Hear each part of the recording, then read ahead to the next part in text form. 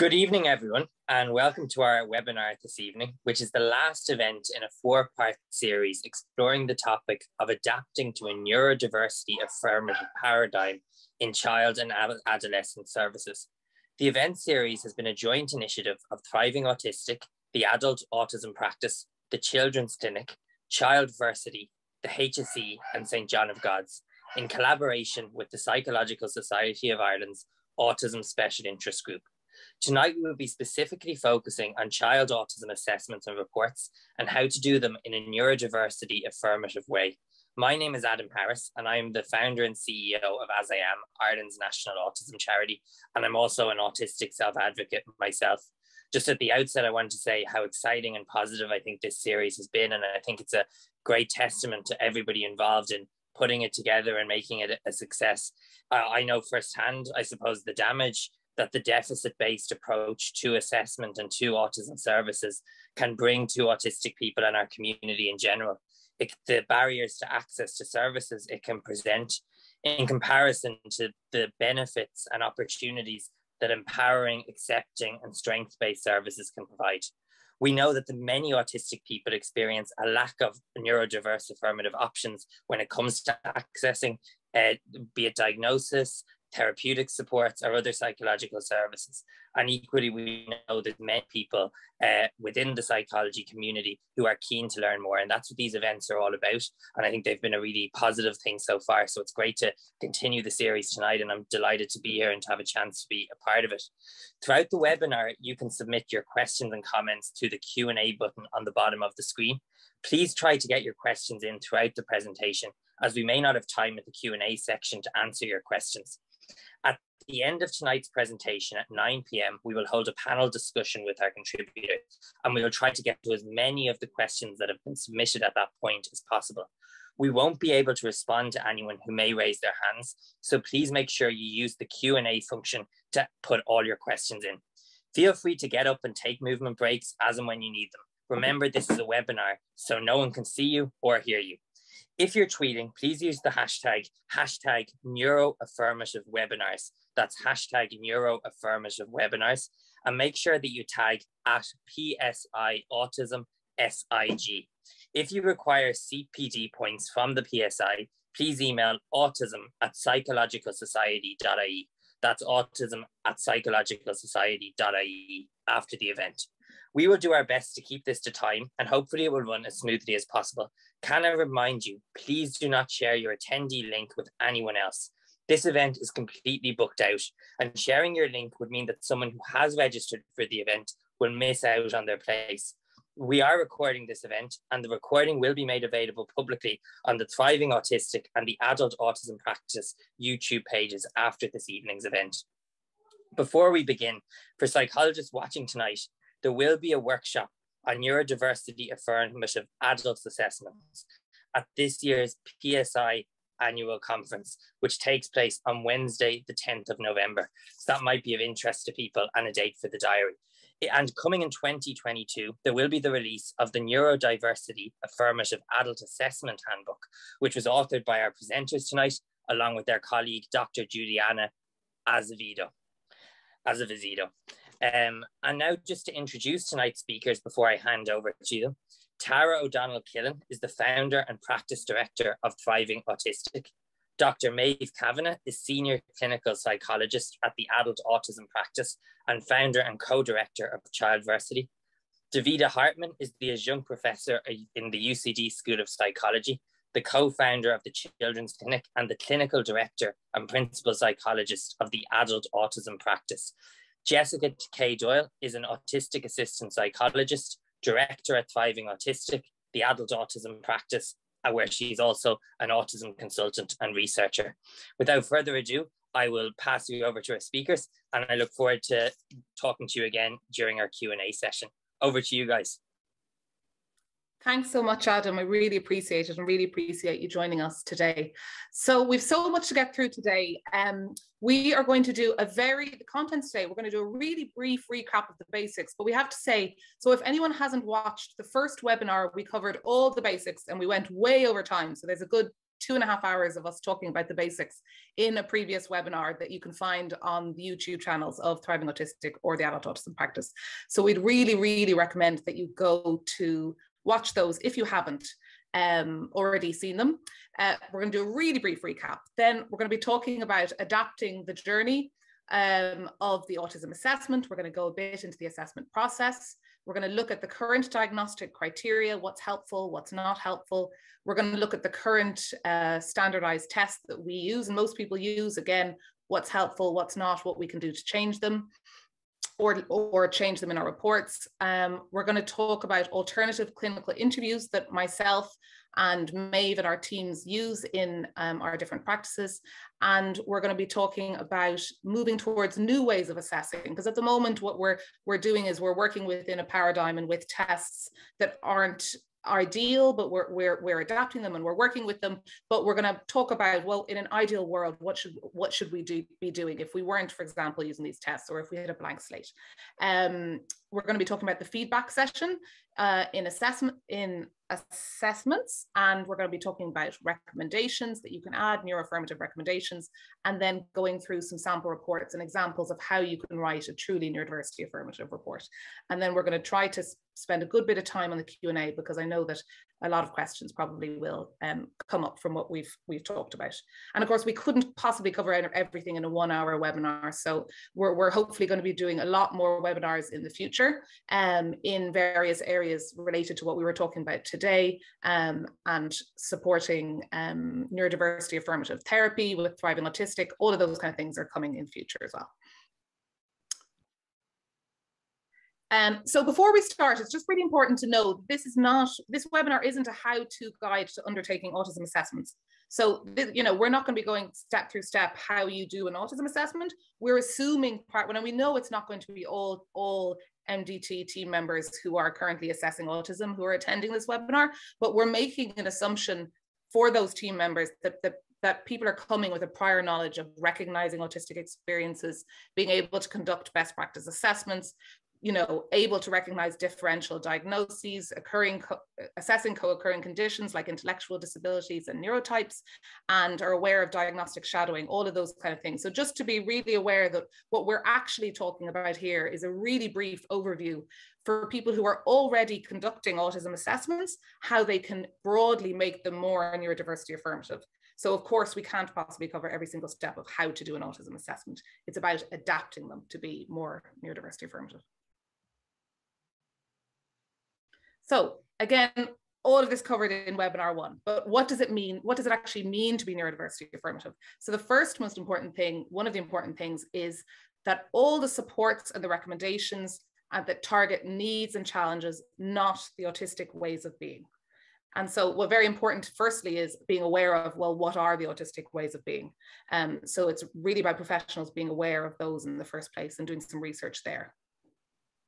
And then looking at the autistic culture, understanding, doing more research, looking at previous webinars, taking trainings by autistic adults and professionals, so that you're coming from a solid grounding of understanding autistic culture, communication, and how to respect people's identity. Yeah, and another part of being neurodiversity affirmative is a rejection of behavior-based compliance training and neurotypical social skills training and masking. So what that is that when we talk about social skills training, really what we're usually talking about is neurotypical social skills training and training autistic people and children to look and sound like neurotypical people. So to be truly neurodiversity affirmative is to strongly reject that. Also, to be neurodiversity affirmative is to hold the autistic voice at the center in everything that you do. Yeah, and then it's advocating for systems and environmental changes. So in terms of recommendations around report, it would not be everything that the child needs to do to change. It's all about advocating, and as a psychologist and as various types of professionals who may be here and listening, that we're also advocating for systems change, because that's where the difference is going to make for these children. A priority is helping to foster a positive autistic identity. So helping with children and young people's self-identity, that they can be proud of who they are rather than feeling as a failed version of a neurotypical child. Yeah, and then that there is inherent value in diversity and value in disability. The disability isn't a dirty word. And finally, we're saying that to be neurodiversity affirmative, you really need to have a solid understanding that all disabled people, including those with significant intellectual disabilities and high support needs, have to be supported and advocated for, given the skills and the tools as much as possible to self-advocate and respect their autonomy. Then we're looking at to reframe autism and the experience and the cultural narrative that's out there at the moment. We're working towards reframing autism as a culture and an identity. We're also talking about recognizing that there are co-occurring conditions and the impact of trauma within an autistic experience. And that those who are autistic or have ADHD or other neurodivergences are actually members of a minority group and are subject to minority stress. Part of reframing autism is about thinking about autism not as a disorder or as a condition, but as a neurotype. That's a valid neurotype in its own right, and that it's part of the wider neurodiversity umbrella. And then recognizing that there is a divergent developmental trajectory for neurodivergent people. It's not what's written about in the textbooks. The developmental trajectory will be different. Recognizing that we're at the very edge of the science around this and the research. So being aware and awake to that. And reframing autism is also about understanding that autism is a different way of experiencing the world, but it's a very valid and authentic way of experiencing the world. And then being aware of individual preferences for communication and interaction, rather than assuming that there is only one gold standard way of communicating and interacting. So some of the language we use, I'm just going to fly through this. You can come back and look at it again, but we want to talk about things being different rather than disordered or diseased. And we want to talk about individual strengths and needs that account for different internal and external factors such as time, context, energy, mood, and environment, rather than talking about mild or severe or high functioning or low functioning. We want to talk about speech and language differences as opposed to speech and language difficulties or co-occurring conditions as opposed to comorbidities or comorbid conditions or disorders. We want to talk about characteristics rather than symptoms or impairments or anything else that's kind of medicalized. Or we want to talk about communication differences rather than social impairments or lack of social skills. We definitely don't want to be talking about challenging behavior or disruptive behavior, but instead we want to be talking about communicating or communicating distress. Lack of theory of mind, we shouldn't really be mentioning anymore. We should be talking about double empathy and different communication styles. We need to be talking about needs and challenges accompanying autism rather than difficulties attributed to autism. So rather than because of autism, but with autism. Yeah, I'll go to the next one. Some more, we want to be talking about different or common pattern rather than abnormal pattern. It doesn't, like, people in a team might be all familiar with the ASD, ASC, AS, Asperger's, etc., but we don't want to be talking about autism spectrum disorder or autism spectrum condition. We just want to be saying autism, but we also don't want to be using lots of acronyms as it, because they just confuse. We want to be talking about different developmental trajectories and developmental difference rather than developmental delay or difficulties or problematic development. We want to be talking about autism as a neurotype and a neurodivergency, but recognizing that all humans are neurodiverse rather than saying autism is a neurodiversity and neurotypical people are not neurodiverse, because they are, because everyone is. Yep. We want to be talking about attention to detail rather than old theories like lack of central coherence. And we want to be talking about thrives with predictability and structure rather than deficits or lacks cognitive flexibility, rigidity of thought, or even intolerance of uncertainty. We want to be talking about someone being energetic rather than restless and hyperactive, or talkative, which could be positive rather than talks too much. So kind of taking away all the judgment. Use full words, I said that already. We want to embrace autism and accept autism, accept the autistic experience, and be neurodiverse affirmative, focus on quality of life and internal well-being. We never want to talk about curing autism or fixing autism or treating autism. So what we've just given you there was a whistle-stop tour really of webinar 1. And as Davida's already said, you can go back and look at that. It's really worthwhile to delve in much deeper into those concepts. Now I just want to talk a little bit about adapting the journey. So for people who are in contact with your service, from the very first contact, the very first point that they are in contact with you, whether it's a website or you have a brochure or whatever materials that you use for people to contact you, to be thinking about that first contact point, the written materials. If you want to have them neurodiversity affirmative, then you're going to be looking at making sure that everything that you write is very much strengths-based, concrete, concise, and clear. Ideally, you would have a video introduction or some photos of the people that the family are going to be seeing, of the entry into your service, of the clinic, of the room that the people are going to be in. When you're looking at booking appointments and how those are made, to look at that in terms of accessibility.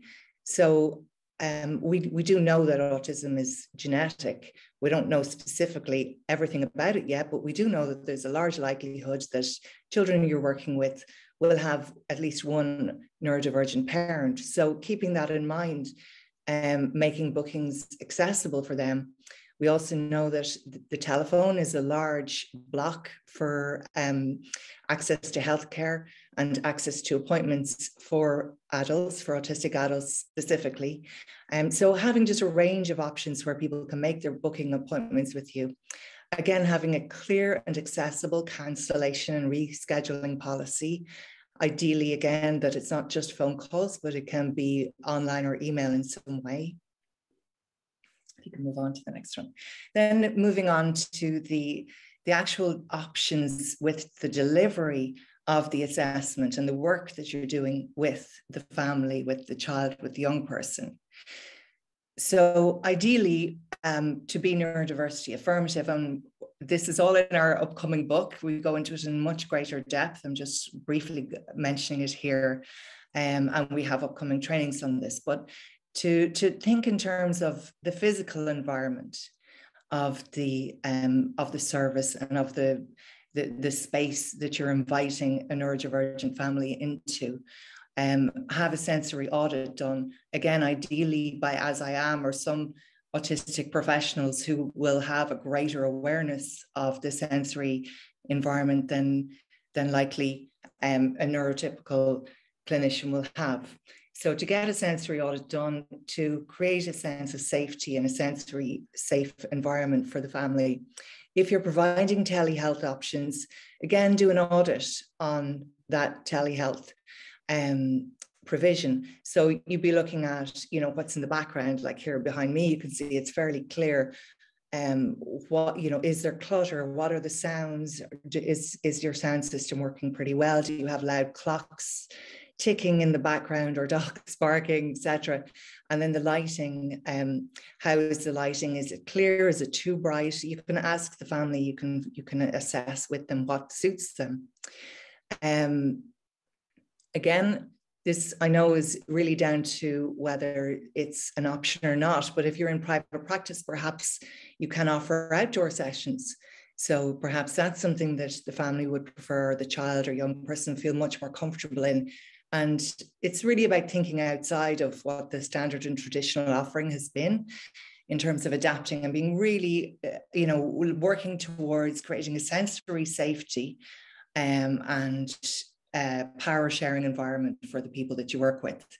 In terms of communications, quite a lot of neurodivergent people prefer asynchronous communication. So that really has to be considered. And there are many different really innovative ways of providing delivery options in that way. Thanks, Maeve. And then when you're actually in the session with the family, with the young person, thinking in terms of power sharing. For example, if it's in a room, a physical environment, asking the young person or the family, where would they like to sit? Where would they like you to sit? What way would they like the lighting to be?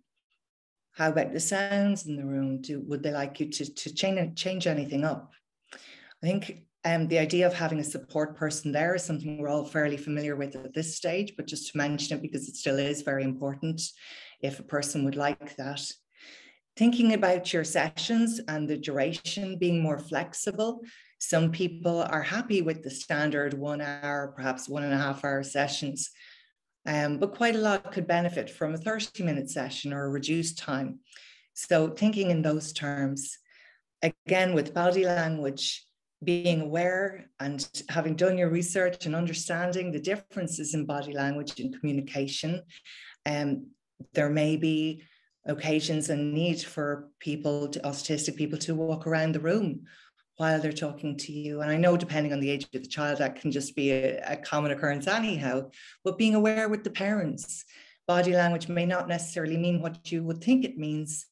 If a parent is not giving you eye contact or a parent is turning away from you or moving, it doesn't necessarily mean what you might be thinking in terms of putting it up against a neurotypical standard, keeping in mind always that there's a strong possibility a parent may be neurodivergent also.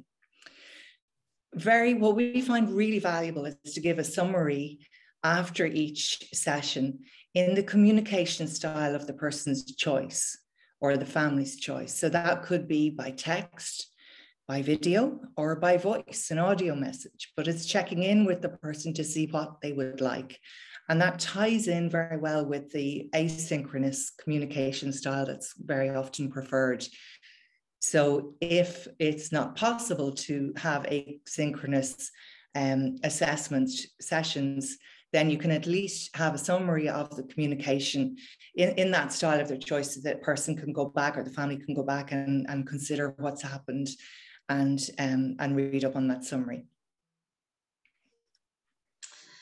So just to start thinking a little bit about the actual process and in terms of adapting and changing how we do the process of an autism assessment, there's a couple of points we just wanted to make in relation to this. So I think the main point is really about it being collaborative from the very start. So I suppose what that means is that you're working in a very shared and collaborative way with a parent, with a family, with a young person, with their expertise. We will never, as clinicians or professionals, we will never have the expertise on a person or an individual that they will have about themselves, but next to that a parent will have about their own child. So that collaborative nature of the process is extremely important and carries through from the very beginning all the way to the very end. It's about making sense of things together.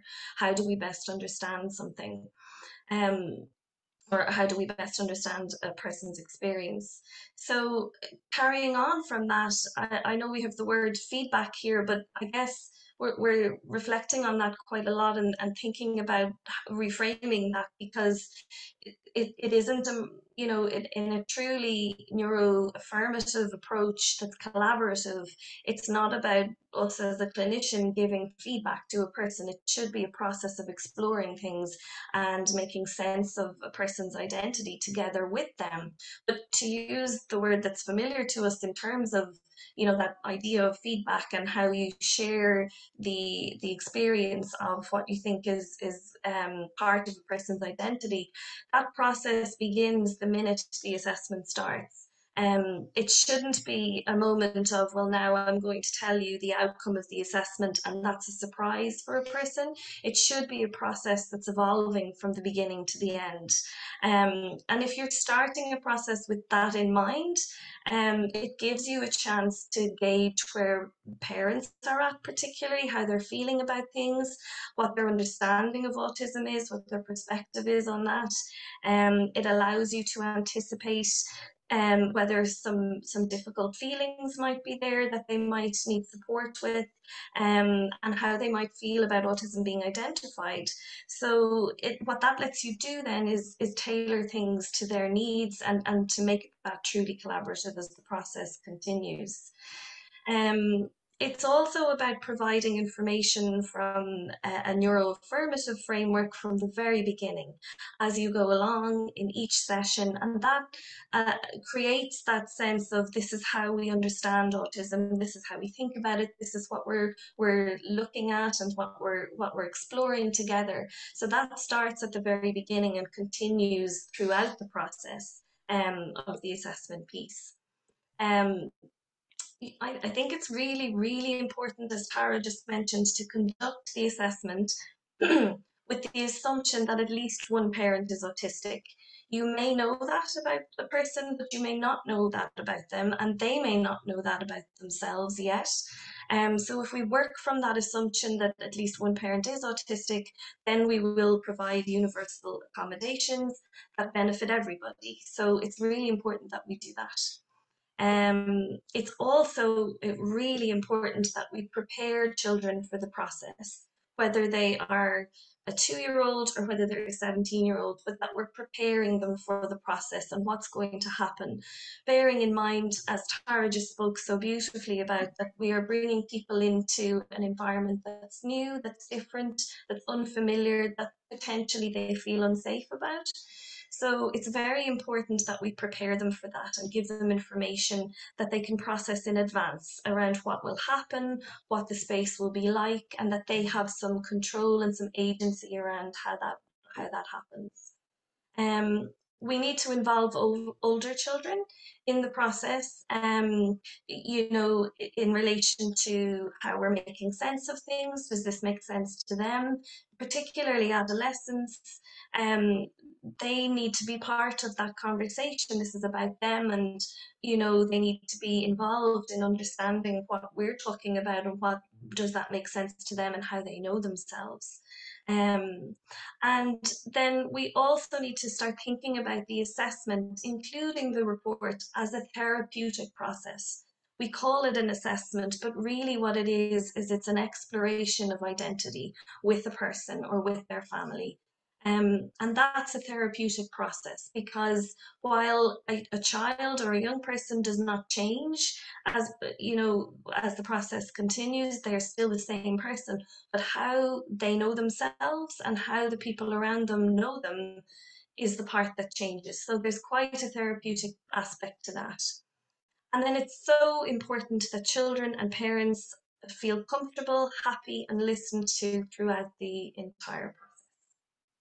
Yeah, and just to add, I mean, you already said it anyway, but the aspect of providing information about the neurodiversity affirmative framing from the very start, what we mean by that is it's not that the child and parents come in and you do a very standard autism assessment, concerns, deficit, and then in the feedback are suddenly saying, oh, well, actually, we're going to frame it this way. You know, more and more parents are coming in actually with you know, these kind of ideas around autism and this framing, which is wonderful to see. But of course, there's lots of parents who are still who have heard a lot of ableist information about autism and disability and are coming in saying ASD and concerns and all of these kind of things and looking at it in a very deficit-based way.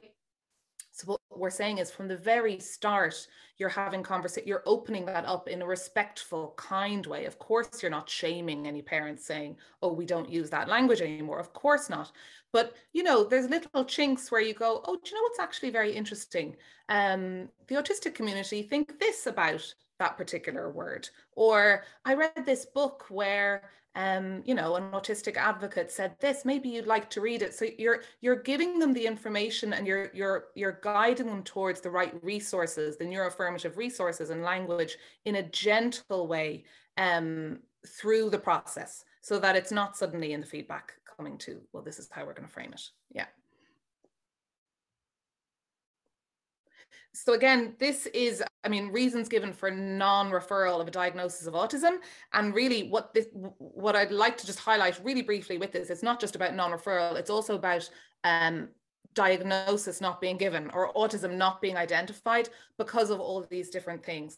And when you see that happening, what you're seeing is the professionals not really understanding autism or autistic identity or any of those things. So for example, you know, of course you can be autistic and have a really good sense of humor. Of course you can be empathic. Of course you can be clever. Of course, all of these different things. It's just really, really being aware as a clinician of the stereotypes around autism, and being sure that that you're not falling into them in the assessment process. So in thinking about the diagnostic criteria around autism, and the two main criteria, the DSM-5 and the ICD-10, it's just to talk a little bit about what's unhelpful about those and what is helpful. And I guess in thinking about particularly what's unhelpful about them, both sets of criteria are quite deficit focused in their language. And in their descriptors around autism. So they both mention things like abnormalities, they talk about disorder, they talk about delay, and they seek for professionals to observe those things within people. And that isn't really helpful in thinking about things from a neuroaffirmative perspective. It's not helpful at all. It's very much out of step with current understanding in relation to autism. And what it's doing is it's holding neurotypical people as a sort of a gold standard for how humans should be, and comparing other people to that standard, which is completely wrong. The other issue with the diagnostic criteria as they stand currently is that both the DSM-5 and the ICD-10 fail to recognise many aspects of autistic experience. Many parts of being autistic are not recognised within the criteria. Things like autistic communication, particular personality characteristics, things like executive functioning experiences, people's experiences of empathy, people's abilities relating to hyperfocus, sense of social justice, people's expertise and depth of knowledge, creativity. There's huge aspects of being autistic that aren't recognised within the current criteria. So those are, I think, two of the main areas that are unhelpful. There are aspects of the criteria that are helpful. I think if you take away the deficit-based language, the areas that the main areas that the criteria talk about are actually reasonably okay in terms of recognizing autistic experiences. Obviously, it does leave out many aspects of being autistic, but on the whole, they are useful in terms of the areas. It's just how we think about those areas that we need to reframe. So not from a deficit perspective, but more from exploring what are people's preferences within those areas and what are their experiences. And I think central to all of that is really reflecting on how would you feel if you were an autistic person, or you were somebody with an autistic child and you were reading those criteria. And they were written about you and your experiences. And we really need to think about that and reflect on that. Yeah, I mean, I think the more that you work within a neurodiversity affirmative framework, and the more autistic people that you know and are in your community and are your friends, to go back, it's like every time you go back, I wouldn't even put up the DSM-5 criteria here, because it's like it's so awful to even look at when you read it. And also, I should say that you know, we're talking today about child autism assessments. So in actual fact, the DSM-5 criteria is what we use across the services of the people who are, you know, Childversity, the Children's Clinic, the Adult Autism Practice. Actually, at the core of our assessments, we are using the DSM-5 criteria. That's what we're bringing it back to. But like Maeve said, we're not looking at deficits. We're not looking at any of those things. We're not looking at how people fail, but we're looking at the areas that the DSM-5 have highlighted. And actually, typically when you do a really good assessment, you can map that onto the DSM-5. And actually it will generally, quite accurately, in my clinical experience, map onto it. Yeah.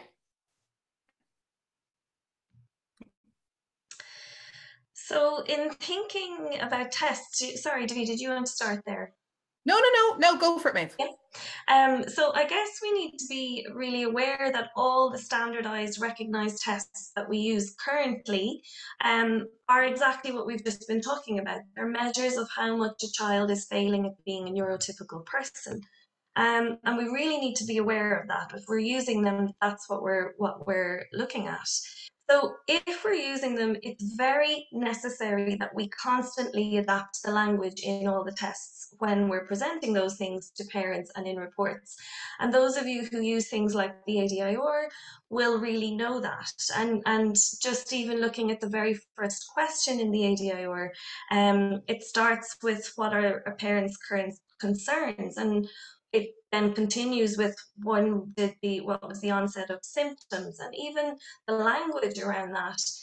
If you're to say, you know, going back to Davida's point there earlier about if we do all of our sessions in those ways and then come in for the final piece with the NeuroAffirmative framework, it doesn't make sense. So talking about autism from the perspective of concerns or symptoms or abnormalities is not NeuroAffirmative. So we need to be aware of that when we're using tools such as the ADIR. And again, the actual information that you're gathering with the ADIR is helpful in terms of the areas, but it's how we present that to people and how we ask those questions that we really need to reflect on. Do you want to add anything there, Davida? Yeah, exactly. I completely agree. It's just about adapting every question. And even in terms of, you know, if you're talking about current concerns, I mean, often, a lot of the time, particularly when parents are neurodivergent or autistic, they won't have concerns. So they're like, no, I don't have any concerns, but their child is autistic and shares a lot of autistic experience with autistic people. But if you're saying, what are the concerns? It's not actually going to capture what you wanted to capture. So again, it's just about adapting the language all the time, both when you're presenting the information to the parents and in the reports. And it's the same for the ADOS as well. And the thing about the ADOS is the ADOS can be very helpful. I mean, myself and Maeve, we're you know, we talk about this a lot. We're still using the ADOS. So we still use the ADOS and the ADIR. Sorry, the ADOS for younger children, not for older children. But for us, you know, we kind of feel like that the ADOS is helpful for younger children, but becomes less helpful the older a child gets and the more a child can communicate and express to themselves about their internal experience. And you know, it's really, really, really common in my experience for teenagers, particularly those with low support needs at times, to not meet the criteria at all on the ADOS. And in fact, I've seen children, it's rare enough, but I've seen children not meet the criteria on the ADOS and the ADIR and still be autistic. Now that's rare. Typically, I find that they will meet on one or the ADIR in particular. But it's just to really think critically about what we are looking for in those tests, even though we need to do them. I mean, you know, we're still doing them because they're the best of what we have, but it's just about really thinking critically about what we're assessing for. So here's an example. So if what we're saying is that the ADOS isn't particularly helpful for older teenagers, because what the ADOS is doing is assessing for only observations. It's nothing, you know, you ask a few of the questions, how do you feel, you know, what makes you angry, what makes you sad, but a lot of it is observational. So if a child has learned to mask and present in neurotypical ways, they're not going to show any of those things. So here's an example of, now this is obviously for an older teenager who has very good verbal skills, but here's some examples of reframing some of those questions, looking at internal experiences, but still mapping all this information then we mapped onto the DSM-5. So we provide all the stuff that we're talking about here. We're going through it really quickly. We're going to provide in a resource pack to everyone attending, so don't worry about any of that. So for example, you know, friendships. Are these things you'd like to have? Give a bit of information here about the friendships in your life. Have you found difficult? Have you made friends with people who you feel are like you?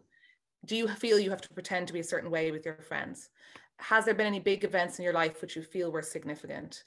If this one, for example, looking at body movements, is there anything you do with your hands or body that helps you to feel calm?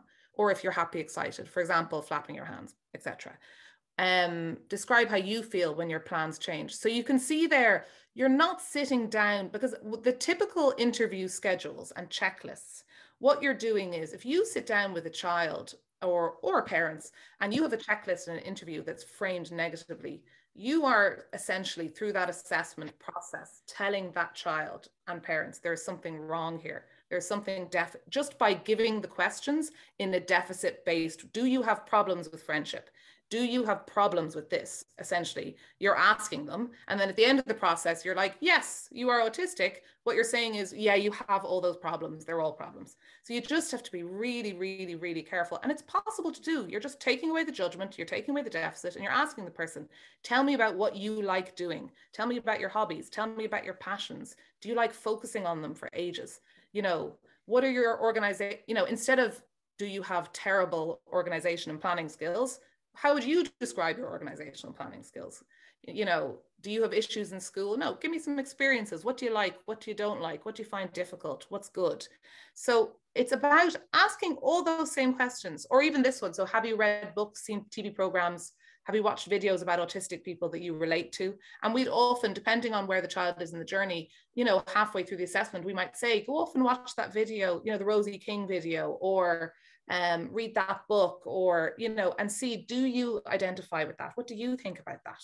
And for parents of children who wouldn't be able, you know, younger children or with higher support needs, you could say to the parents in the middle of the assessment as well. So yeah.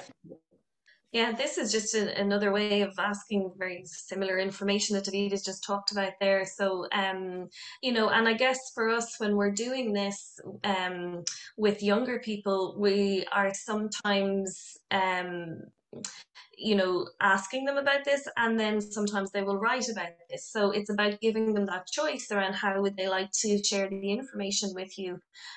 Going back to Tara's point earlier about giving those choices around communication methods. And, you know, for a lot of young people, it is utterly astounding how expressive they can be when they write about their experiences when you ask questions like this. How articulate, how expressive, how insightful they are. It's amazing. And the richness of the information that you get that you never get when you do an ADOS in the way that the ADOS is laid out currently for older people, or, you know, for teenagers. I think that the richness of the information you get by doing it this way is far more valuable and insightful and helpful in exploring somebody's experiences with them. So this is just examples of another way of asking about the same information. So I think we'll move on if that's okay. So I guess in saying all of that, and we were reflecting on this together all the time, but particularly recently, it increasingly feels to us as though, you know, when we're trying to think about how to engage in a neuroaffirmative autism assessment, when we're using the tools that we currently have available to us, it feels like we're trying to fit a structure or a different approach onto the tools that we already have. We're having to adapt them, and we're having to think about them differently. And they become, you know, not unhelpful. They're still useful, and we're certainly not saying that, but they become, you know, you start to wonder about whether there's a better way. And I guess the purpose of this slide is around thinking about opening up that conversation around, if we're truly going to engage in a neuroaffirmative assessment process for autism, which is what we should be doing, do we need to start thinking about moving away from our traditional structures, our traditional assessment tools, our criteria in the current formats that they're in, and what should an autism assessment look like? So some of the things that we thought about that would be important to this are things like, is this child communicating in autistic ways? Are we looking out for autistic communication? Do we know what that is, and what does that look like, and how would we recognize it? Does this child have autistic interests or patterns? And looking for experiences that align with autistic experiences rather than deficits or deficiencies as per the other tools that we're using. Is their sensory perception aligned with autistic experiences? Do they move their body like other autistic people? So essentially, does their current experience align with autistic experiences? Not, are they failing as a neurotypical person? And we really, really need new assessment tools that reflect this. There's very, very little out there. There's nothing that's standardized or that's, that's been reliably researched that is there that we can use, apart from our own experiences and clinical judgment in relation to our understanding of autism. So we really, really need structures and systems and tools that reflect what an autism assessment should look like, rather than what we're trying to do now, which is adapt our current tools. Yeah, so again, we've already started talking about the feedback session, or the session where the autism is identified. So again, it should feel like a continuation. So again, it's not a big surprise during this session that autism is identified. You're really avoiding the tragedy narrative. So you know, I hear this all the time. I'm continually surprised that I continue to hear this, people saying to me, I went for an autism assessment and it was presented like a tragedy. I'm really sorry to tell you it's autism. Your child is, your child has autism, to use the outdated language. So, that should never, never happen. Of course, you're sitting with parents' feelings, you're supporting them through the process. There is going to be a lot of, not always, but some parents can have grown up in a world with a lot of ableism and a lot of negative attitudes towards disability, and find the process difficult. So of course you're supporting that. And of course you're not coming in only talking about strengths, because that's not going to support that parent who might not need it in that particular time. But you are certainly avoiding the tragedy narrative. You're involving the teenagers in a very supportive way.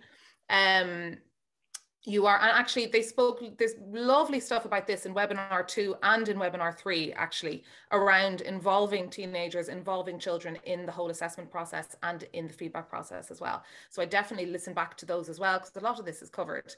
Again, just being aware that for autistic parents, a 1.5 hour feedback session is a really long time. So just to really be aware of this and provide accommodations. And again, making sure the parents and children are happy and listened to throughout. So again, I think I already covered this. What we get asked a lot of the time, a lot of the questions that I get asked about the neuroaffirmative process is, how do I balance the neuroaffirmative framework with parents being really upset, and how do I balance that? How do I balance that in that session? And I think the real answer to that is what we were talking about it being a process. So from the very, very, very start, if you're supporting them through that process and you're providing them with good information, and there's power sharing, and there's a collaborative process, and they feel that you're with them, you're on their side, you're listening to them, you've seen their child, you understand where they're coming from, and you're also saying that a lot of those things will go very smoothly because of it. But it does take a lot of skill and also support from the very start. So in terms of report recommendations, Tara, did you want to speak about this? Yeah, we were discussing there that report recommendations within the Neurodiversity Affirmative framework would be looking at co-creating goals first off, and that's again continuing to follow through with this collaborative process that we were discussing. So with older children, you can co-create goals that they would like to achieve. With younger children, you're talking to parents to find out, what does the child love? What would they like to do? Do they love, for instance, just simply like a musical instrument and they'd like to play that more, but they can't be in the environment because of, for whatever reason. So just figuring out, listening, and being able to use those in the report recommendations. Fostering a positive autistic identity. And now that's like 4 words, but really there's weeks and weeks and weeks worth of training in how to do that. We have another slide briefly on that. We go into depth with it in other trainings in our book. But it is so crucial because of everything that you've heard so far about all the negative messages and the ableist society that we're all brought up in. All the negative messages that are out there about failing at being a neurotypical. Fostering, a positive identity is going to have such an impact on the child's mental health moving forward in their life. Connecting them with the autistic community. For school and for home and for any other area that the child is in the report recommendations, doing an environmental audit, because the outdated approach was that we need to desensitize children and young people to be able to put up with sensory environments that are really distressing. But we now know that that's really harmful. And instead, what we need to do is environmental audits so that the child or young person can be safe. They can have sensory safety wherever they are. Looking at things from a strengths-based approach, so uncovering the child's unique strengths and helping them uncover what they are and use them more. Promoting interception. A very large number of neurodivergent people have difficulty with what we know as interception, and that is being aware of body signals, being aware of from hunger, body signals such as hunger, thirst, urges to go to the bathroom, which also is linked in with being aware of emotions. So when we talk about children understanding how others are feeling, a lot of our children don't understand how they feel themselves, and they need help and support with that. So it's a really good recommendation for OT support there as well.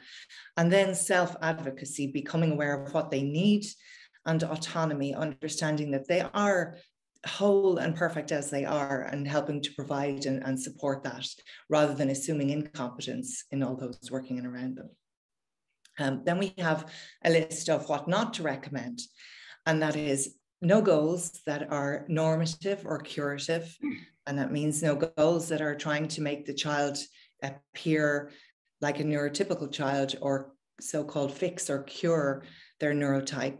No neurotypical only social skills programs. So there will become a point potentially where it would be really beneficial, if they wanted it, to do some kind of peer support around being with other autistic children, being with neurotypical children, everyone learning about each other's communication styles and preferences, just the way you would teach different children about different cultures. No pathology-based language in your report, and no compliance-based behavioural recommendations.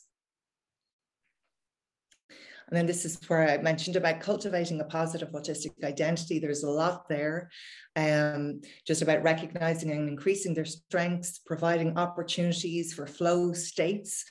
Autistic people have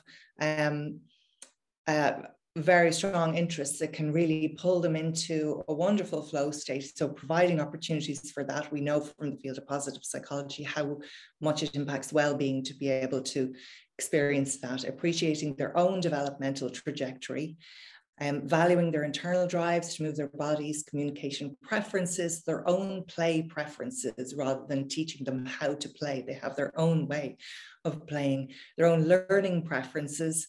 Again, autonomy, self-advocacy, connecting with their peers, appreciating and understanding the social model of disability, where they recognize the failure is not within them, but in society that we live in right now. And developing a personal perspective from whatever age you can do that, of the components of a good life, rather than assuming that a neurotypical version of a good life should be the same as what a neurodivergent person would want. Yes, so this is a tweet from Mary Doherty, who is a consultant anaesthetist and founder of Autistic Doctors International and a phenomenal autistic advocate. So she's actually was tweeting about this webinar series and this webinar that was on tonight, talking about next week, looking at neurodiversity affirmative reports. And she said, imagine if your or your child's autism diagnostic report was where you turn to on a dark day, needing affirmation, comfort, and hope instead of throwing it in a drawer and never wanting to see it again. So it really made even me think, because, you know, this is all a process. And I mean, I should say that my reports aren't perfect and our reports aren't perfect. And I, you know, even putting together this webinar today, I was looking at reports that I thought I'd share and seeing aspects that since then I would reframe and I would say differently and all those kind of things. And I was looking at them and going, God, would my reports, I mean, yes, they're NeuroAffirmative, but would they provide comfort? I'm not sure that they even would. So it really made me think, you know, I think that we go into, you know, so many professionals, we go into this work because we want to help people and we want to support people and we want to improve people's lives. And yet then we kind of get into this system of doing assessments and doing these reports that are damaging and upsetting to parents. I mean, we heard a parent advocate earlier on in the webinar series who said she doesn't even look at those reports. And I hear that constantly, time and time again, that it's so, you know, hurtful to even look at them. And you think, well, why are we doing it that way? You know, we think, oh, we need to do it this way in order to maybe access resources, but it's not true, which we'll be talking about in a minute. So it's just really, really about going back to basics and thinking, just because we've been doing reports this way for such a long time doesn't mean that we need to continue doing them that way at all. And really remembering that, you know, that the child might be reading the report and the parents are certainly going to be reading the report, and what is its purpose, you know? So just to go through what a neuroaffirmative report with all of that in mind, what Davida just mentioned there, and particularly in terms of thinking about comfort and hope, I think, what should they be? What should they look like? So definitely strengths-based, appropriate language used throughout. They should be part of the therapeutic process for both children and parents. They should be helpful in explaining and validating people's experiences and how they experience the world. We should be providing reports to our children and young people directly in language that they can understand, and in explaining what their identity is and how we understand that in an affirmative way. And we'll show examples of that now in a moment as well. There should be an emphasis on aligning with autistic experience instead of failing at being neurotypical. So exactly what we've just been talking about there. How do people's experiences align with autistic experiences, not deficits and deficiencies in relation to being neurotypical? We should not be reporting scores. They're not meaningful to people. They don't always understand what they mean.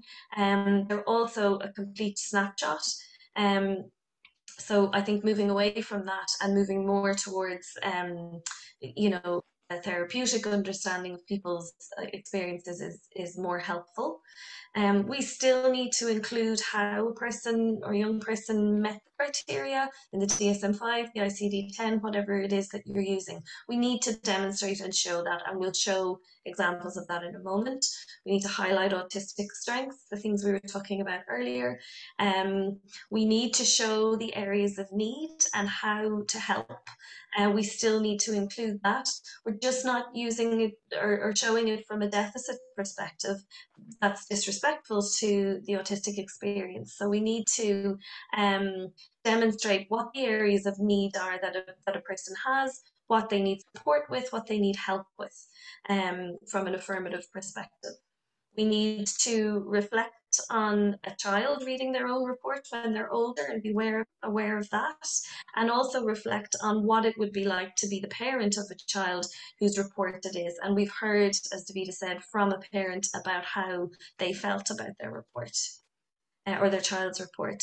And reports need to be easy to read, they need to avoid jargon, and they don't need to be significantly lengthy. They need to be easy to digest and to process for both children and their parents.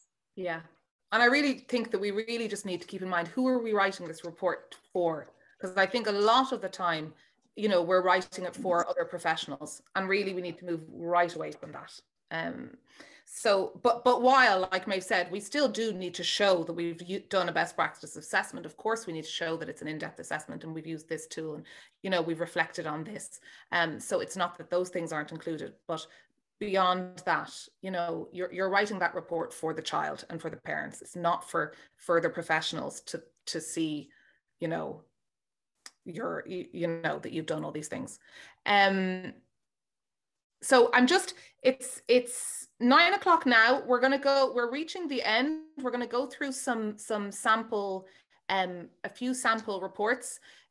So we won't go too further, but I see there's not a huge amount of questions in anyway. So if anybody wants to put in their questions now, we'll go through some sample reports. I know we said we'd start the Q&A at 9, but we might start it at maybe 5:10 past, probably 5 past, while I go through these. So these are just some examples. And again, like I said before, we were even looking through these and I was seeing things that I would change and I would word differently. So I'm not saying this is the ideal, but we're just showing this is an example of a report for a teenager that could be done in a neuroaffirmative way rather than a traditional way. So as you can see, the assessment procedure looks very similar to any of the previous reports. You're saying that you did the ADIR. In this particular one, you're doing a structured clinical interview based on the DSM-5 criteria, informed by the ADOS. If it was the younger child and you did the ADOS, you could put there in the assessment procedure that you've done the ADOS. So obviously then there's background information, previous assessments. I keep those really brief. And again, really strengths-based as well in those areas. So again, so traditionally then, if you have the psychological assessment, usually what you see is test. So usually what you see is, here's the results, here's the ADIR. And I was doing it I was doing it this way up till 6 months, or how many months ago? 3, you know, this is not that there, you know, this is a very new kind of way of doing it. But traditionally what I would have done and what most people do is you have the ADIR and this is what the ADIR is. And these are the scores of the ADIR and this is where they met the criteria in the ADIR. Then you have the ADOS. This is the ADOS and this is where they met the criteria in the ADOS. And then you have your summary, met the criteria in the ADIR, met the criteria in the ADOS, you know, meets the criteria for autism. So what we're doing is we're pulling right back from that. We're still doing the ADOS and maybe doing the ADOS, definitely doing the ADIR. But what we're doing is we're gathering all the information together from the ADOS, from the ADIR, from the teacher, from the parents, from the clinical interviews, all those different things. And what we're doing is we're just mapping all that information together onto the areas of the DSM-5. So a really brief here, you'll see at the top, assessment met the criteria for autism on the ADIR, the information was gathered, and then you're just taking the information that you have gathered through all these different areas and you're putting it into developmental history. So you'll see Mary's parents reported she reached all of the areas. And here, for example, then here's another area of the DSM-5, all this information came from different areas. It came from the interviews, it came from the ADIR, it came from the teacher. And you'll see here that it's not done in a deficit. The language isn't deficit based. In the first note there, instead of Mary has, it's been so long since I've done it, but like deficits in social, emotional reciprocity, you know, unable to engage in chit chat. Instead of that, you're just saying, Mary reports that she finds engaging in small talk okay. She doesn't like it outside the home. She's happy to talk with others about topics of interest. She likes this. She doesn't like this. This is what we're, so if it's actually getting back to just a factual description, factual and respectful descriptions of the different areas. So, you know, Mary's mother describes that she occasionally finds jokes difficult to understand. She has one close friend who shares similar interest. So do you want to go on to the next one, Maeve?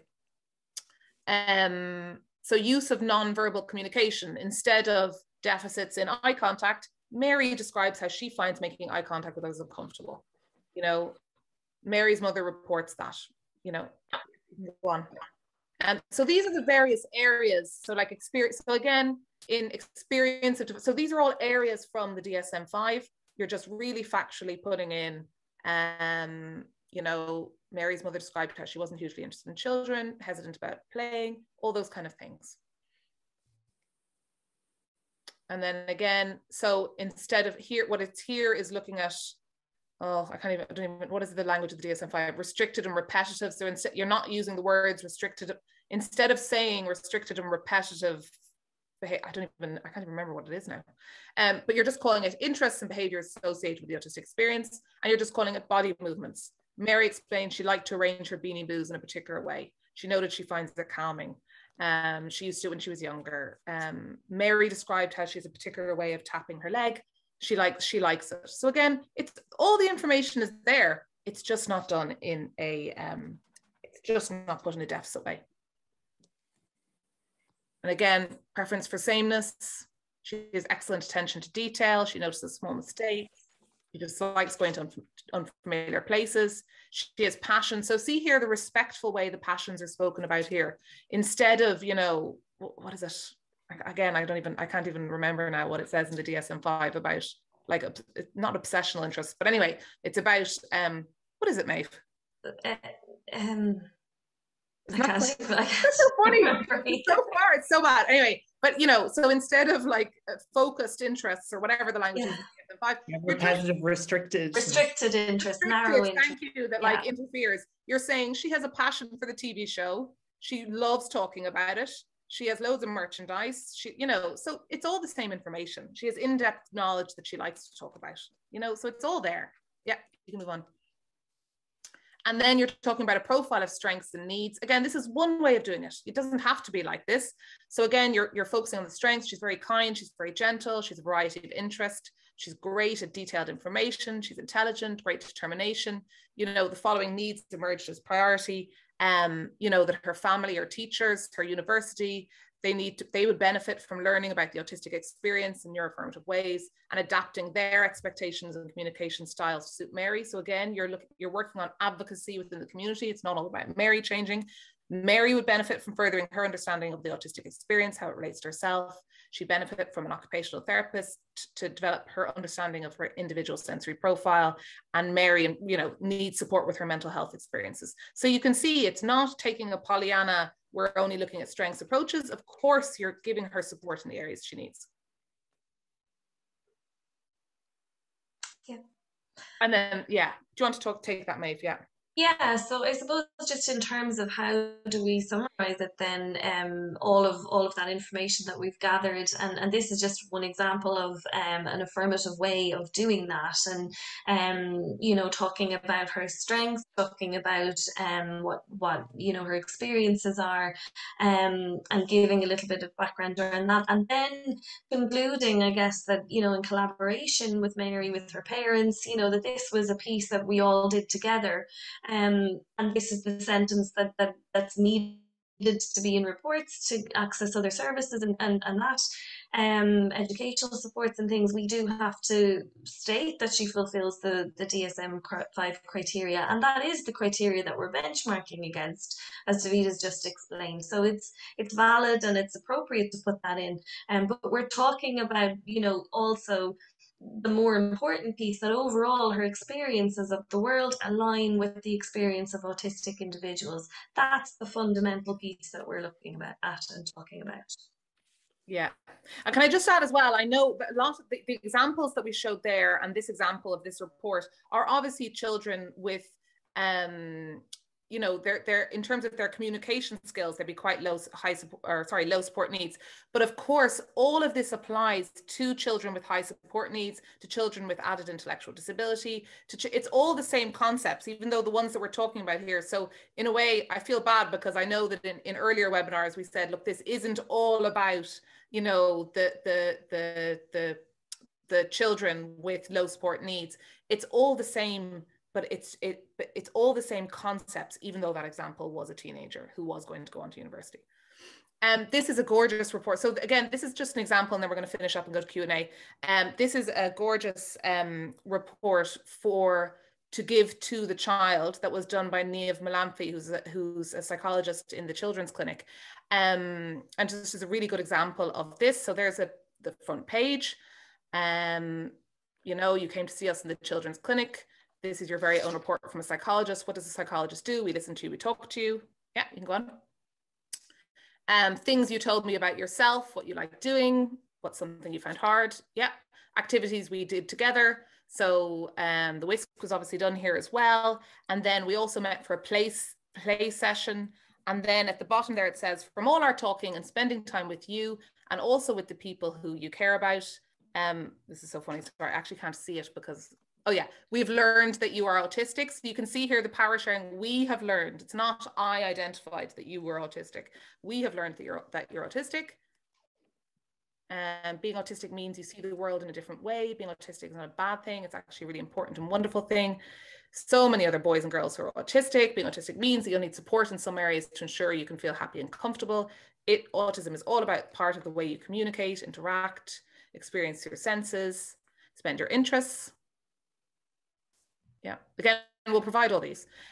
All these things are perfectly okay. You are amazing, kind, gentle, and fun. I think you're a great daughter, sister, and friend. Every autistic person is different, just like each and every human is different. And all of those wonderful things. So you can see there, that's a really nice example. And I should, around a report. Oh yeah, sorry, I think there's one more page. Yeah. So learning about autism is going to be really helpful for you as you continue to grow older. I'm going to share lots of books and websites with your parents. Your family can celebrate autism, learn lots about it. So that's a really lovely example of something that could be given to children and also adapted both up and down for children with more or less written skills. Yeah. Okay. Yeah. Do you want to stop sharing there, Maeve? So we, oh yeah. Yep. Thank you so much, guys. I think that was an absolutely amazing presentation. I've been writing furiously because I know I've learned a lot, and I've no doubt that everybody tuning in at home has as well. So thank you so much for sharing your knowledge so generously with us all this evening. We had a late rally of questions, so we have a good few to get through. Some I might put specifically to individuals if I think they're best placed to answer them, and some I might just open up generally and people can choose to come in whenever it is most suitable. Where I just want to start is somewhere quite specific. We had a question early on in the session, querying the term asynchronous communication and asking for an explanation around what that term meant. I don't know if Tara might like to take that one. Yes, thanks, Adam. So synchronous communication is live communication where it's happening in the moment, like we're all here tonight, right now. Asynchronous communication is where it's not happening live. So it may be, for example, that you could say record a video message for somebody and send it to them by email, and they have time, or a text message or an email, some written information, and they have time to consider that communication, consider the questions, and then in their own time, when they've had a chance to process it, they will write the answer or perhaps record an answer, either with video or audio, whatever communication method is most comfortable for them. And then they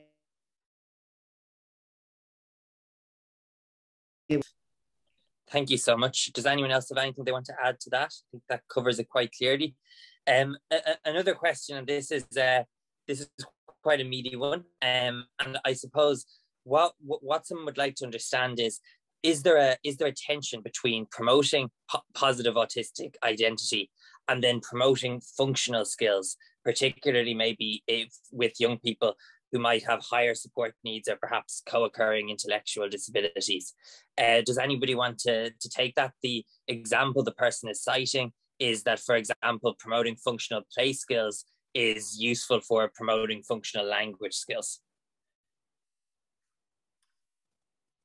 I might just start. Will I start? Sorry, there's two different things there that I just wanted to figure out. So I think there isn't a difficulty with promoting a positive autistic identity and teaching functional skills. It's like what we talked about in the first webinar. It's kind of one of the myths about the neurodiversity movement that it's only for people with low support needs. The neurodiversity movement and being neurodiversity affirmative absolutely embraces all kinds of difficulty, all kinds of levels of disability. And so it is absolutely part, I mean, it is part of it to teach children functional skills. Absolutely 100%. But where I'm a little bit confused there, so, but then there's another thing of functional play skills. So I think that's the difference. So functional skills, yes, absolutely. Children need to learn to, you know, develop skills. It's not that we're saying we're not going to teach them anything, but what you need to be careful of is the play skills. So is it autistic play or is it neurotypical play? So for example, what would have happened in the past is that, or continues to happen today, but that there would be an emphasis on, we're going to teach autistic children to play in neurotypical ways. So we're going to get them to sit down and play with the teapot and say, can I have a cup of tea? Oh, can you have a cup of tea? But now, plenty of autistic children love that kind of play. I'm not going to overly generalize about that at all. But being truly neurodiversity affirmative is not saying, I'm going to teach you to play the way I think you should play. It's about and you can still develop language skills, because I know that a lot of what they're probably coming at is that language does develop through play, absolutely 100%. But what I would say is, it's not about getting children to play in neurotypical ways. It's about joining them and respecting their autistic play. So you can get on the ground and you can line up the teapots and you can develop language around that if you want to. You know, so yeah, I don't know, did I answer that really properly? Does anyone else want to join in there? Yeah, I love what you explained there, how you explained it. And I think as well, that ties into the developmental trajectory and what we're seeing, the autistic developmental trajectory as being different. That we quite frequently will see, like, a young child is very focused in on one area of their experience for a while, and they'll be developing that, and it may be, say, motor skills and no speech. And then, or it may be a lot of speech, but not learning how to move their bodies or crawl or walk. So the developmental trajectories can be different. There are artistic ways of being. And what we're seeing is that children do learn to develop in their own way if allowed to do it, rather than being halted, that process being halted and then being rediverted into, no, you have to learn to play this way. Yeah. Maeve, what do you... I think just to add to that, I have much to add, but I think it depends on the reason for, you know, why you're teaching particular things. I think it comes back to that. You know, I think it's perfectly acceptable and important that we teach people skills as we would with any child. But if the goal of that is to teach people not to be autistic, then that's not okay. But if the goal is around skills development and functional skills, around teaching safety, around teaching communication, you know, I think that's okay, as long as we're working within autistic experiences of those things. You know, so I think it comes back to why, you know, what the goal is of what we're trying to do. If I can just jump in there, sorry, just a thought, but like functional skills as well, I suppose you have to think, who are they functional for? Are they functional for society? Are they functional for the family, or are they functional for the child? So I think it needs to be, yeah. Mm-hmm. Yeah. Another question, and it is quite, I think, closely linked to this question, but perhaps, you know, when we approach it this way, people will have more thoughts or comments they want to add. You know, somebody's saying that what they're trying to do is understand this way of thinking in the context of a young person who might also have a co-occurring intellectual disability. And they just think it's useful to understand that, given the high rate of co-occurrence of those two diagnoses and experiences. So I don't know if anyone has additional comments they'd like to add to that. Yeah, I mean, I think it's going, again, you know, it's going back to my earlier point of that it's not, being neurodiversity affirmative isn't saying everything is, we're only going to focus on strengths. It's not actually saying we're only going to focus on strengths and that everything is wonderful and that, you know, that child doesn't need to learn any skills. It's not about that at all. It's just reframing how we look at disability. So it's embracing all the people who have more significant disability, and it's helping them with what they need, but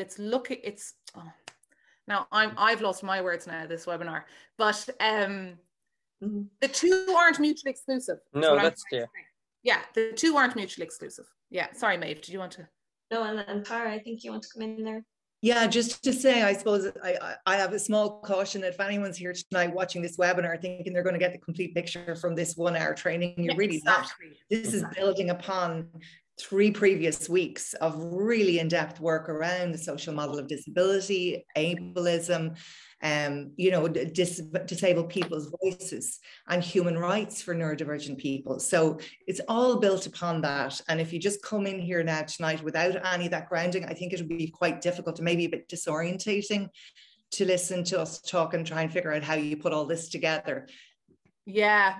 And there would be, I mean, there's been a lot of advocacy from people with quite significant intellectual disability, and what they're saying is this is how they want to be, that this is how they want to be spoken about, this is how they want disability to be framed. So it's coming from them as well. It's nobody talking for them as well. But yes, I agree with you, Tara. Yeah, and everything here as well is around your universal design. So it's to benefit all of humanity. That's the idea behind it. The next question, and I actually have something I can chip in here if other people don't. There's a very good question around support or resources for parents of children who aren't English speaking and who are navigating the diagnostic process. Has anyone had any experience of that, or is there any resources that you can signpost to? Do you know, Adam? I actually can't think of any. So just we recently published a guide called Starting the Autism Journey for people going through the diagnostic process. It was in partnership with St. John of God's, and I think Jess was good enough to review the document for us. Actually, we have a second resource guide due out in the next few weeks, and that's looking at kind of your post-diagnosis period, and we're talking about children here. But one of the things we have actually discussed is a lot of queries that come into AsIAM are from families who English isn't their first language. So what we're saying very openly is if anyone would like to translate the document into another language or could help us do that, we'd be very, very open to it, because I think it is an additional barrier that it would be great to help people with. Yeah, that's great to know actually, Adam, because we do sometimes individually have families where we might just access a translator and get that one piece, but that would be great. Yeah, okay. Yeah. There is the Informing Families website. I actually don't know how affirmative it is, but they do have information there about autism in different languages. I think it's informingfamilies.ie, but again, I would be really cautious about the content. I can't speak for the content there, but there is, you know, maybe that's another project where that content could be looked at in terms of it being neuroaffirmative, but the language piece is there. Starting the autism journey is that's amazing. Another really good tip. Oh, good stuff. The next question I think is a really good one. I thought it was really interesting just having heard this discussion, and I think a lot of people at the webinar will be aware of how things that happen in the health system and the education system don't always talk to each other. And what one person is wondering is there a familiarity with this approach and this way of thinking amongst CNOs? And I think that's a good question. I don't know, maybe if Davida or Maeve have any experience engaging with CNOs with this kind of report. Yes, absolutely. This came up actually in the webinar the second night with the Carlo team, who engaged with their local CNO in relation to neuroaffirmative reports. So the HSC Carlo team are working in a neuroaffirmative way, and it might be helpful for that person if they want to go back and actually review that webinar, the recording, and the feedback from the CNO in that was absolutely that the NeuroAffirmative report style, this is absolutely no issue whatsoever with accessing what children need in terms of supports at school. There are particular things that they look for which are very much part of the NeuroAffirmative style, which is looking for, you know, things like confirming DSM criteria are met and things like that, and outlining what a person's needs are, and that's very much in keeping with a NeuroAffirmative approach. Yeah, I agree. There shouldn't be any issue, and if there is an issue, as we were saying in that webinar, just pick up the phone to the CNO, but there should be no issue. That's I think really helpful for people to know. There's another two questions here, and I think they're quite linked, but I'll take them in two parts just in case there's any nuance. You know, one person, it wants to know that if you're a clinician who very much has this broader understanding of autism, but perhaps in the service that you're working within, you're very bound by DSM-5 criteria, what advice or guidance would you give to a clinician in that scenario? Well, I mean, what I would say we still use the DSM-5 criteria. So you can still do it with the, you know, it's just you kind of like hold your nose and ignore the deficit-based language and use, you know, what we've done is we've put the DSM-5 criteria into a new document of our own that doesn't use that deficit-based language, so we don't have to look at it. But you're still using the DSM-5 criteria, but I know that's very common. I mean, I know this is all very new stuff, and most services aren't doing this. Of course they're not. But it's about making small changes and maybe, you know, talking to the service that you're with and making change within that service. But they're not, again, they're not mutually exclusive. You can still use the DSM-5. You're still talking about needs, you're still meeting criteria. But yeah, that is something that's come up. Yeah. Can I sorry. Can I make an unrelated suggestion there that you just said about just about general trying to adapt to a neuroaffirmative approach, but that about holding your nose when doing the DSM-5 criteria. I'm guessing a lot of people also read a lot of research, and it really helps, like when you're reading research that's really deficit based, if you just change the language in your head while you're reading it, it can kind of just help you to think more about it on a broad spectrum a lot. I do that a lot, so that helps too. Really helpful. I'll start doing that now. Very kind of closely linked, you know, another attendee saying they can really see a rationale for not using ADOS with older teens or children. But in terms of using a report, of writing a report without using ADOS, is there any practical issues that might arise, and a particular reference to, for example, issues with the HSE recognizing a diagnosis? No, there is no. In the best practice documents, it says that there needs to be a standardized interview tool, but you don't actually have to have the ADOS. So if you do a really thorough, I mean, you know, I haven't done the ADOS with a teenager in a very, very long time. I wouldn't do it. I wouldn't put it through them. It's actually really uncomfortable, horrible experience for a teenager. Besides, you know, all the other stuff.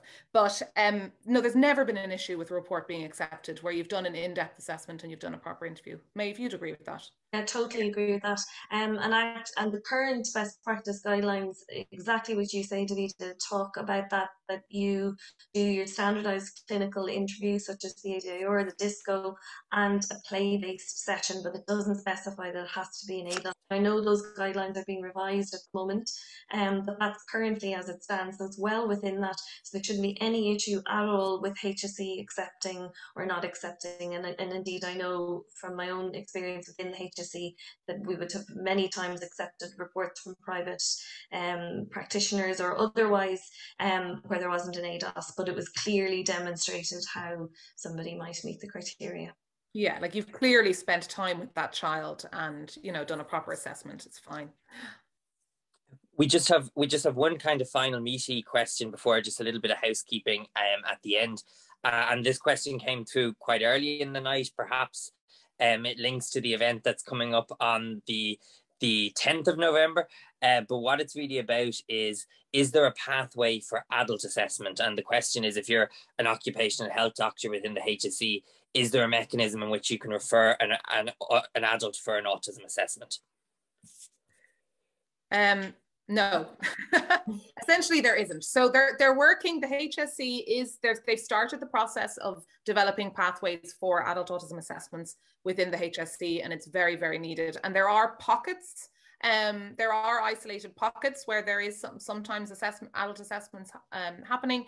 And if the person is already linked to an adult mental health team, for example, they can sometimes access the assessment through there. But in terms of public pathways, no, there isn't a public pathway at the moment. Yeah. And there's no referral pathway. I suppose the pockets where that's happening is by chance, really, I guess, you know, in terms of, you know, the clinician who's working with somebody, you know, or a team who's working with somebody doing or recognizing that assessment, but that person wouldn't have been referred in for an autism assessment. It would have been for something else, and then that happens as part of it. So there's no specific pathway as far as I'm aware. No. But if you're working, I mean, I'll let Tara would probably have a lot more to say about this, but, you know, if you're working with an adult that you think might be autistic, they can do a lot of exploration themselves, you know, and self-identification is is hugely accepted within the autistic community. Tara, do you want to hear? Yeah, completely. It is, because of all the barriers, as you're seeing in Ireland and worldwide, and barriers to do with being members of different minorities, whether there's gender variance involved, and, you know, I suppose race. There's just so many differences that mean that somebody will not get a diagnosis easily. So there's we work with so many adults worldwide who are struggling to get diagnoses, but there's so much wonderful work can be done with self-identification. As you said, it's really wholeheartedly accepted across the autistic community. There's wonderful peer support groups, lots of amazing grassroots organizations and autistic-led organizations, including ourselves, out there supporting autistic adults who have not got formal diagnoses. So yeah, but unfortunately, as of yet, but I mean, we're all working to change that, and it's wonderful to see, even though like here in this webinar series, we've had a mixture of private practitioners and HSC staff members, and then non-profit organizations, and everybody working towards the common goal of human rights for neurodivergent people, including getting public pathways for assessments and supports. So, you know, everybody here is here because they want to make a difference. So it's great. Keep in touch. We'll keep moving with it. So now, just for an opportunity for a little bit of a shameless promotion again at the end. So there was a question from somebody who has really enjoyed the webinar series and really wants to attend the talk on the 10th at the PSI conference. They can't attend, but I guess they have two questions. Will it be you guys presenting, number one? And number two, what if you can't attend? Is there any way to access the talk? It is us and Juliana, because we're the authors of the book that's coming out. You probably have to be a member of PSI to attend. I don't know, is it being, yeah, I think it is being recorded, but we do a lot of these, we'll be doing very similar. I'm almost positive, Tara, I can't remember. I think it is being recorded. I'm not sure if it's going to be widely available or not. It is being recorded. Is it going to be made available publicly? I don't know. We don't know. But we do loads of these trainings, and if you want to make a change happen in your team and you want to get funding for us to come in, we'll happily do that too. yeah, exactly. No, we do a lot of, we'll definitely be doing more webinars in that area, you know, if it isn't made available. You could ask the PSI, maybe email the PSI and ask them.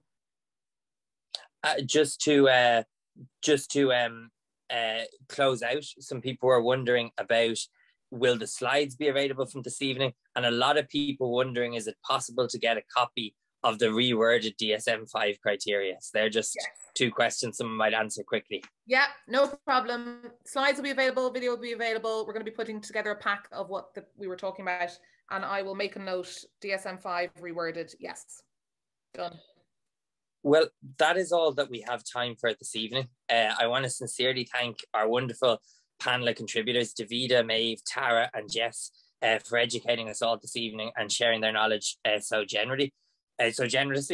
We look forward to getting the resources out to you as soon as possible, and have a good evening, everybody. Yeah, and sorry, we forgot to add that there's the survey coming up now at the end when we finish up, but we'd be really grateful. I know you're probably all tired and wanting to switch off, but it would be great to hear feedback so that we can improve in the future. 3 minutes is all it will take. Yeah, really quick. Thank you so much, everybody. Thank you. Thanks, everybody. Thank you, Adam. No problem at all.